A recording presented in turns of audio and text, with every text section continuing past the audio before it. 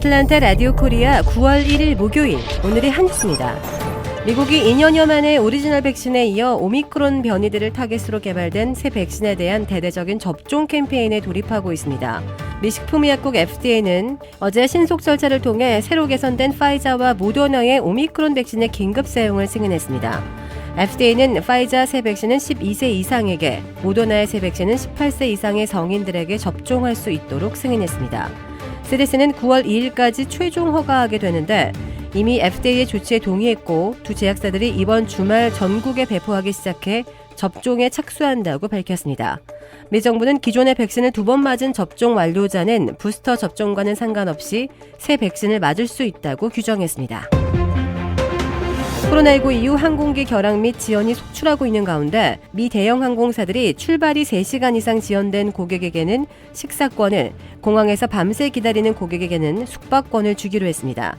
최근 아메리칸 항공, 유나이티드 항공, 델타 항공, 제트블루 항공 등 미 주요 항공사는 자사과실로 항공편이 지연될 경우 고객에게 제공할 보상안을 회사 홈페이지에 게시했습니다. 각사의 보상안은 세부 내용에서 약간의 차이가 있지만 3시간 이상 지연에는 식사권을, 밤샘 지연에는 숙박권을 준다는 내용은 공통적이었습니다. 피트 부티지지 미 교통부 장관은 8월 18일 이 주요 항공사 임원에게 서한을 보내 고객 서비스 정책을 점검할 것을 요구하고 3시간 이상 지연 시 식사를, 밤샘 지연 시 숙박을 제공하라는 가이드라인을 제시한 바 있습니다. 미국이 전기차 보조금 지원 대상에서 한국산 차량을 제외하기로 한 인플레이션 감축법의 영향을 백악관 국가안전보장회의 차원에서 검토키로 했습니다. 한국의 김성한 국가안보실장은 어제 하와이에서 열린 제이크 설리번 국가안보보좌관과의 양자회담이 끝난 뒤 기자들과 만나 이같이 밝혔습니다. 김 실장은 IRA가 한국 입장에서 마이너스보다 플러스가 많은 것 같다고 말하면서도 전기차 보조금 문제가 앞으로 어떻게 전개될지, 어떤 영향을 미칠지에 대해 상세히 들여다보겠다고 말했습니다. 국가안전보장회의는 백악관이 인플레이션 감축법과 관련된 행정명령을 내기 이전의 검토 결과를 한국 측에 설명할 것으로 전해졌습니다. 이와 관련해 김 실장은 국가안전보장회의의 검토 결과를 기다리면서 한국 정부도 범부처 차원에서 대응해야 할 것이라고 강조했습니다. 알라바마주에서 흑인 남성이 이웃집 정원에 물을 주다가 경찰에 붙잡힌 사건이 뒤늦게 알려졌습니다. 알라바마주 칠더스버그에 사는 흑인 목사 마이클 제닝스는 지난 5월 황당한 일을 겪었습니다. 길 건너 이웃집 정원에 핀 보라색 피투니아와 수국에 물을 주던 중 수상한 사람이 정원에 있다는 신고를 받고 출동한 경찰이 제닝스에게 접근한 것입니다. 경찰은 제닝스에게 무엇을 하고 있느냐고 물었고 그는 꽃에 물을 주었고 나는 길 건너편에 사는 제닝스 목사라고 답을 했습니다.